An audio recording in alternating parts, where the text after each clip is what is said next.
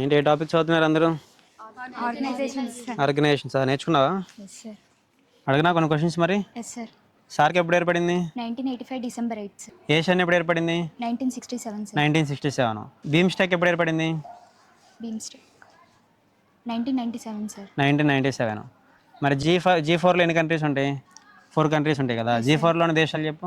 India, Brazil, Germany, Japan. G5లో? G5 ఉండే countries చెప్పు. Brazil, Mexico, India, China, South Africa. మరి G7లో 7 దేశాలు ఉంటాయి కదా. 7 దేశాల పేర్లు చెప్పు. Italy, Canada, France, America, Germany, Japan. UK కూడా ఉంటుంది G7లో. ఓకేనా. G20 ఎప్పుడు ఏర్పడింది? 1999 సార్. G7 ఎప్పుడు ఏర్పడింది? 1975 సార్. 1975లో. మరి నాటో హెడ్ క్వార్టర్ ఎక్కడ? Brazil sir. African union head quarter sir. Ethiopia Addis Ababa. European union అయితే బెల్జియం. అదే అక్కడే అదే సేమ్ ప్లేస్లో మనకి ఏ హెడ్ క్వార్టర్ ఉంటుంది? నాటో హెడ్ క్వార్టర్ ఉంటుంది, సేమ్ ప్లేస్లో ఉంటుంది. బ్రిక్స్ ఎప్పుడు ఏర్పడింది? 2009 సార్. 2009. అసలు అన్ని ఇయర్స్ కూడా ఎగ్జామ్స్లో అడుగుతూ ఉంటారు, అన్ని ఇంపార్టెంట్. ఓకేనా, చదవాలి కొంచెం మంచిగా ఇంకా.